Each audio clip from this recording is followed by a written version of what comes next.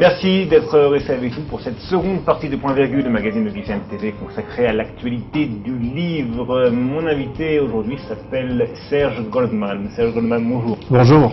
Serge Goldman, vous êtes docteur en philosophie. En philosophie juive, on peut dire En philosophie politique.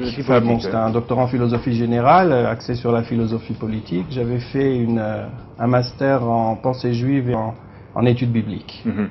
Études bibliques et pensée juive, il en est question dans ce livre, un roman. Tout à fait. Votre premier roman qui s'intitule Amalek ou la folie de Dieu, paru aux éditions DR, c'est bien ça? Tout à fait. Qui vient juste de paraître. Alors, Amalek ou la folie de Dieu, c'est un livre assez original, c'est un livre qui se présente sous la forme des assises d'un procès imaginaire. D'un procès, et ce procès va opposer quelqu'un qui va en fait porter plainte contre Dieu pour crime contre l'humanité et complicité de crime contre l'humanité. Et en fait, c'est une manière de réfléchir sur toutes les horreurs qui ont été commises tout au long de l'histoire au nom de Dieu. Que ce soit l'Inquisition, que ce soit aujourd'hui le fondamentalisme musulman. Malheureusement aussi dans notre histoire, on a eu dans le passé, très lointain il est vrai, mais on a aussi eu nos fondamentalistes à l'époque du Deuxième Temple, etc. Chez nous, chez les Juifs, c'est disons quand même plus ou moins oublié. On peut espérer qu'on a résolu ce problème. Chez les chrétiens, c'est aussi, disons, à part quelques fondamentalistes aux États-Unis qui peuvent être violents et qui l'ont déjà montré. Aujourd'hui, ce problème du fondamentalisme, et tout le monde est conscient de ça, c'est plutôt une affaire musulmane. Ouais, c'est-à-dire que le fondamentalisme musulman est aujourd'hui la principale expression d'un extrémisme religieux qui va jusqu'à tuer, parfois même à pratiquer des assassinats de masse avec les attentats Tout à fait, terroristes. tout à fait. C'est-à-dire le fondamentalisme existe, il y a un fondamentalisme juif aussi, mais qui est beaucoup moins, disons, il ne va pas être criminel dans le sens où il ne va pas pousser jusqu'au meurtre. Mais justement, c'est un peu le thème de votre livre, puisque vous vous attachez à Amalek. Amalek, c'est une tribu dont il est des questions. Voilà, donc c'est tout à fait. C'est l'histoire bien connue du peuple d'Amalek. Donc à la sortie d'Égypte, il y a des milliers et des milliers d'années, le peuple d'Israël sort d'Égypte. Il est attaqué par cette tribu, par cette peuplade, et par une aide miraculeuse divine, le peuple, avec Moïse à sa tête, qui lève les mains pour combattre contre ce peuple, le peuple d'Israël arrive à vaincre cette peuplade. Et on reçoit alors l'ordre, qui a priori est valable éternellement, d'exterminer à tout jamais cette peuplade et d'effacer jusqu'à son souvenir. Y compris les représentants les plus jeunes, les nourrissons, les nouveau-nés, qui seraient issus de cette peuplade. Tout à fait, théoriquement. Le texte sacré, la Bible, demande de les tuer. De les exterminer. Et il est fait reproche après, dans différents épisodes bibliques, avec l'accès au pouvoir du roi Saül. Il lui est fait reproche de ne pas avoir justement rempli cette mission et exécuté cet ordre. Et Amalek est d'ailleurs devenu, au-delà du nom de cette tribu, une espèce de figure dont on se sert parfois pour désigner certains des plus grands ennemis de l'histoire du peuple juif à travers son histoire. Bon. Hitler était considéré comme un Amalek, etc. Voilà, c'est des développements qui sont plus tardifs. C'est-à-dire que les rabbins ont considéré qu'à la fin de l'époque du Premier Temple, il y a eu des brassages de population suite à des conquêtes, etc. Donc on n'arrive plus à déterminer exactement physiquement qui est Amalek. Donc c'est une manière, si vous voulez, pour les rabbins de neutraliser ce commandement qui est quand même, disons, très très violent, et une manière élégante, si vous voulez, de passer à côté sans l'enfreindre, tout en le conservant, mais sans le mettre en application. Et alors, évidemment, au cours de l'histoire, on a considéré que le mal absolu, c'était Amalek, et dès qu'il y a quelque chose qui nous choque de façon particulière, on a tendance à dire que c'est Amalek. Alors, justement, hein, vous parlez dans ce procès imaginaire dont vous faites le récit dans votre livre, eh bien, vous parlez de cette injonction et, quelque part, vous montrez que finalement, la prendre au pied de la lettre, ce serait contredire le message divin.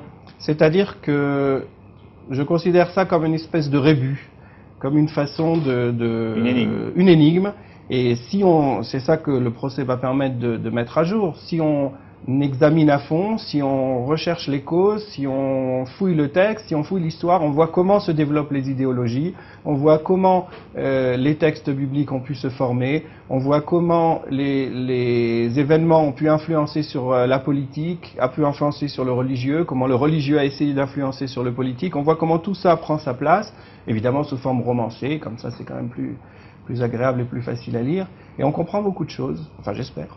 Et encore une fois, le message, c'est attention, ce qui est dit n'est pas à prendre au pied de la lettre, une interprétation qui serait trop stricte, trop proche du texte lui-même serait un danger, serait contraire à l'esprit du texte. Tout à fait, c'est mon avis.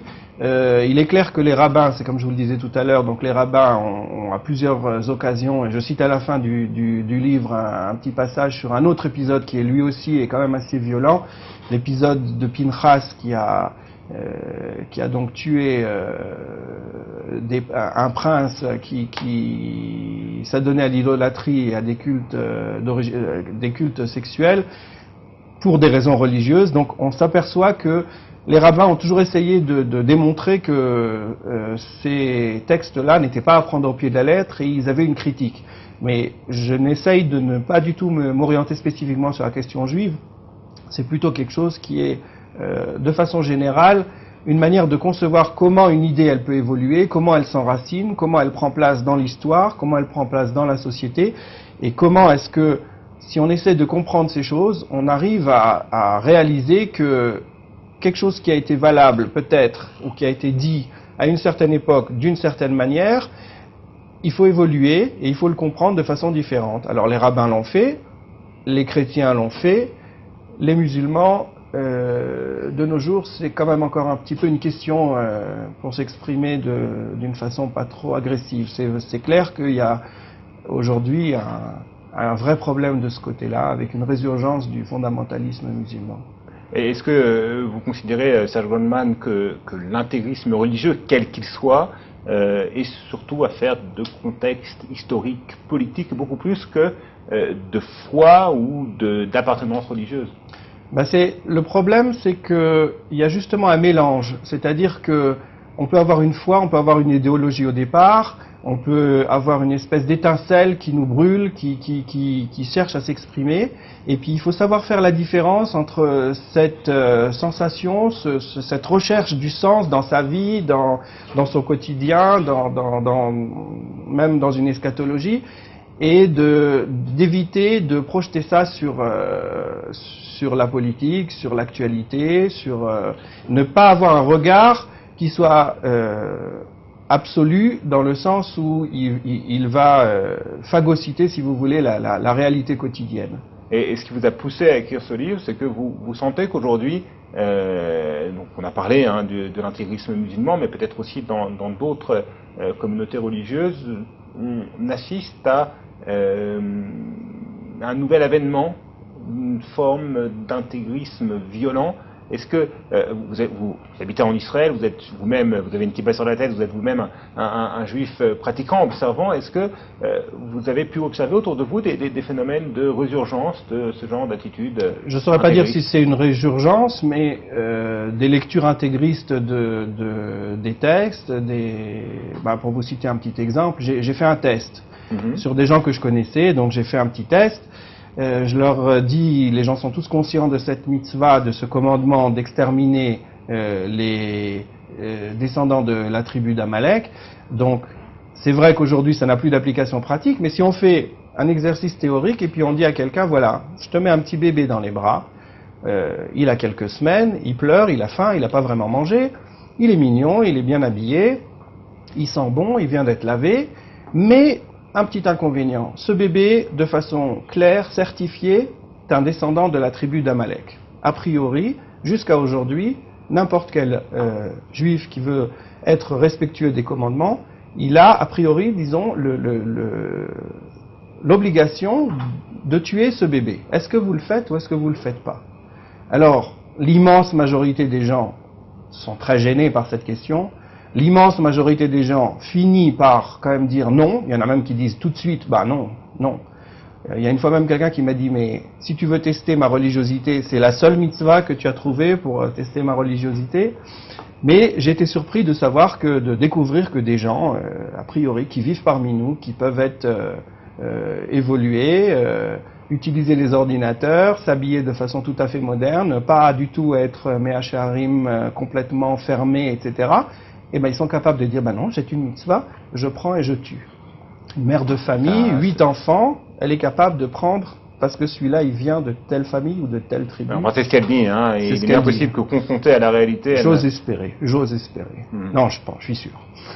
D'accord, donc encore une fois, le texte tel qu'il est n'est pas à être pris au pied de la lettre, c'est un message de votre livre. Le fondamentalisme, il faut apprendre à lire le texte, il faut apprendre à l'évoluer, et puis à partir du moment où on comprend qu'il y a plusieurs manières de lire le texte et plusieurs manières de l'interpréter, on peut déjà plus se permettre d'être absolutiste et de dire « je tue au nom de ça ». Parce que quelqu'un d'autre vient en face et dit « ben non, on peut l'interpréter différemment ». Donc on arrive déjà à, si vous voulez, à pallier à ce risque. Et j'espère que si j'ai apporté une petite contribution dans cet appel, disons, un petit peu que je lance au monde musulman, de faire le même genre d'analyse que moi j'ai fait sur la Bible. La Bible, je la connais bien, c'est mon texte, c'est ma langue, je suis né là-dedans, j'ai grandi là-dedans, je vis là-dedans. Le Coran, je ne connais pas, je ne suis pas capable de faire un travail de ce genre-là sur le Coran, bien évidemment. Ça serait le bienvenu. Merci beaucoup, Serge Goldman. Avec plaisir. Je rappelle le titre de votre roman, Amalek ou la folie de Dieu. Ça vient de paraître aux éditions DR. Merci beaucoup, Serge Goldman. Avec plaisir. À bientôt. Merci à vous qui nous avez suivis pour ce nouveau numéro de Point Virgule, l'actualité du livre sur GISN TV, la suite de vos programmes sur GISN TV dans quelques secondes. Je vous donne rendez-vous pour un prochain numéro de Point Virgule la semaine prochaine.